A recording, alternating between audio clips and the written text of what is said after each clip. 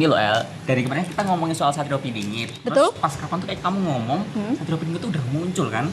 Iya, Nah, betul. Terus aku lagi nyocokin nih, kira-kira ada nggak sih tokoh besar Indonesia yang sama gitu sama Satrio Piningit?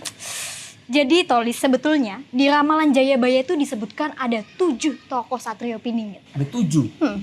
Sekarang Presiden Indonesia juga ada 7. Kok bisa pas ya? Apa jangan udah habis tuh Satrio Piningit? Nggak tahu ya, tapi banyak yang nyocokin kalau Satrio Piningit pertama itu mungkin Soekarno. Oke. Atau Satrio Piningit ke-7 itu mungkin Presiden Jokowi, soalnya Presiden ke-7. Oke. Pokoknya intinya Satrio Piningit itu katanya ada 7 tokoh. 7 tuh apa aja, El? Penasaran kan? Jadi yuk, kita ke studio aja yuk.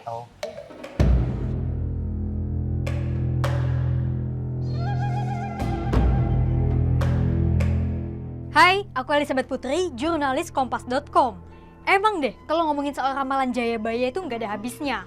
Apalagi musim pemilu kayak gini. Ramalan bab Satrio Piningit selalu jadi bahasan di mana-mana. Di episode sebelumnya, kami sudah membahas soal ciri-ciri dan tanda-tanda kedatangan Satrio Piningit. Sebelum kita lakukan bisa klik link yang ada di description box. Nah, ada hal menarik lagi dari Ramalan Jayabaya bab Satrio Piningit. Seorang pujangga dari abad ke-18 bernama Raden Ngabehi Ronggowarsito yang pernah menafsirkan kalau bakal ada 7 Satrio Piningit. Menurut tafsiran Ronggowarsito, ada 7 Satrio Piningit yang muncul dan memimpin wilayah seluas bekas Kerajaan Majapahit alias Indonesia masa kini. Dan banyak mencocokkan 7 Satrio Piningit tafsiran Ronggowarsito dengan para presiden di Indonesia. Nah, siapa saja 7 Satrio Piningit itu? Sini aku ceritain. Nah, disclaimer sebelum masuk ke inti pembahasan. Mungkin seluruh kita lakukan kepikiran kan, kayak zaman modern gini ngapain sih bahas soal ramalan? Emangnya relate? Nah, sebetulnya sah-sah aja kok buat bersikap skeptis, apalagi dengan ramalan yang umurnya ratusan tahun yang lalu, terutama Ramalan Jayabaya. Dan kita juga bebas memilih mau percaya atau tidak, as long as nggak ditelan mentah-mentah sebiji-bijinya dan nggak dijadikan bahan perpecahan. Khususnya Ramalan Jayabaya soal Satrio Piningit. Setelah ngulik soal 7 Satrio Piningit, ternyata ada hal menarik lain. Di samping menerka-nerka siapa sosok 7 Satrio itu. Menariknya adalah, walaupun Ronggowarsito menafsirkan bahwa ke-7 Satrio Piningit itu para tokoh besar pemimpin, tapi dari ke-7 sosok itu ternyata mereka juga punya flaws atau kekurangan yang mungkin banget terjadi. Karena para Satrio ini ya sejatinya hanya manusia. Makanya dari situlah kami berpikir, Ramalan Satrio Piningit ternyata bisa juga ya dipandang dari banyak sisi. Pertama, ajakan buat nggak mendewakan sebuah figur atau orang. Kedua, motivasi supaya kita punya sifat-sifat berbudi luhur seperti Satrio Piningit. Ketiga, Satrio Piningit juga punya celah yang nggak terbantahkan. Karena mau bagaimanapun mereka juga sama-sama manusia. Flaws atau kekurangan yang mungkin saja ada, tapi bukan berarti juga diwajarkan ya. 4. Dunia utopis yang digambarkan di Ramalan Jayabaya seolah-olah menawarkan hidup yang terbebas dari segala cobaan ketika sang Satrio Piningit hadir. Padahal, sejatinya dalam kehidupan ini carut-marut pasti selalu mengiringi, sebesar apapun sosok pemimpin yang hadir. Dan pandangan-pandangan lain yang bisa juga lahir dari skeptisisme. Jadi, siapa saja 7 Satrio Piningit yang ditafsirkan Ronggowarsito dari Ramalan Jayabaya? Sini aku ceritain. Di buku ini disebutkan, Satrio Piningit pertama adalah Satrio Kinunjoro Murwokuncoro. Satrio adalah kesatria, Kinunjoro adalah penjara, dan Murwokuncoro adalah seluruh jagat. Ronggowarsito menafsirkan, Satrio ini adalah tokoh pemimpin yang bakal membebaskan bangsa ini dari belenggu kepenjaraan dan bakal jadi pemimpin yang tersohor di seluruh jagat.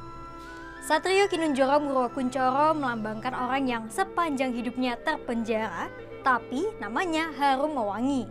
Sifat Satrio ini digambarkan sebagai orang yang berilmu, rendah hati, mau menerima kritik, lapang dada, dan lainnya. Satrio Mukti Wibowo Kesandung Kesampar. Mukti bisa diartikan beberapa makna, salah satunya makmur atau hidupnya berkecukupan. Gak hanya harta, tapi bisa juga digambarkan memiliki ilmu yang kaya. Wibowo di sini digambarkan sang Satrio itu berwibawa, tapi hidupnya kerap dikaitkan dengan keburukan.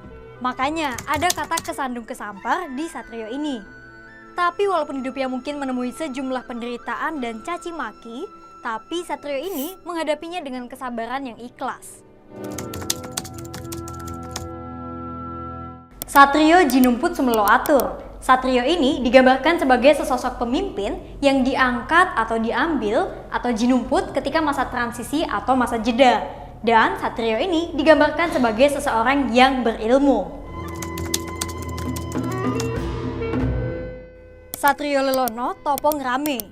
Lelono dalam nama Satrio ini bisa digambarkan sebagai seseorang yang berkelana atau berpergian atau mengembara untuk tujuan spiritual.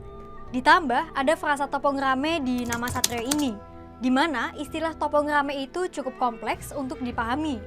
Tapi secara sederhana, topong rame bisa dimaknai sebagai introspeksi diri dan menjauhi diri dari hingar-bingar duniawi. Satrio ini digambarkan sebagai seseorang yang selalu melakukan perjalanan spiritual dalam hidupnya dan selalu membantu orang yang kesulitan. Satrio Piningit Hamongtuwuh.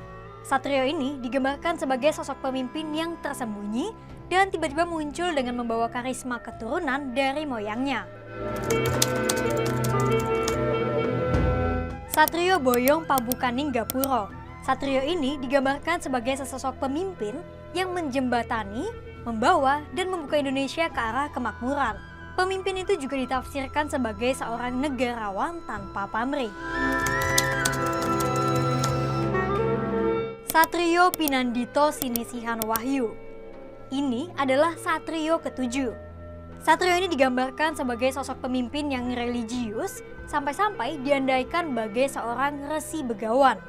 Satrio ketujuh ini pun disebutkan memiliki sifat dari keenam Satrio sebelumnya. Amanah, memiliki rasa welas asih terhadap sesama tanpa memandang kelas sosial maupun golongan, dan tidak menyalahgunakan kewenangan yang dimiliki. Itu tadi 7 sosok Satrio Piningit sesuai penafsiran Ronggo Warsito. Nah, tapi Ronggo Warsito tidak menjelaskan lebih lanjut nih, kapan para Satrio Piningit itu bakal muncul. Entah satu persatu, sesuai urutan, atau semuanya langsung. Jadi kalau mau cocokologi dengan ketujuh presiden kita, sepertinya masih abu-abu juga sih. Yang jelas, mau bagaimanapun Satrio Piningit ini digambarkan, tetap saja juntrungnya kita ingin pemimpin yang bisa mewujudkan keadilan bagi seluruh rakyat Indonesia dan menjembatani Indonesia menjadi bangsa yang adil dan beradab. Pemimpin selanjutnya pun masih jadi teka-teki politik yang diharapkan bisa menjawab imaji masa depan Indonesia. Cut! Udah, urep nih. Kayaknya ada yang kurang deh. Closing pakai pantun deh. Kamu jabat sekarang pada suka pakai pantun tuh. Oke. Pak Presiden gemar berdasi, ke istana naik sedan. Mari kawal pesta demokrasi dengan toleransi bebas pertikaian. Bye-bye.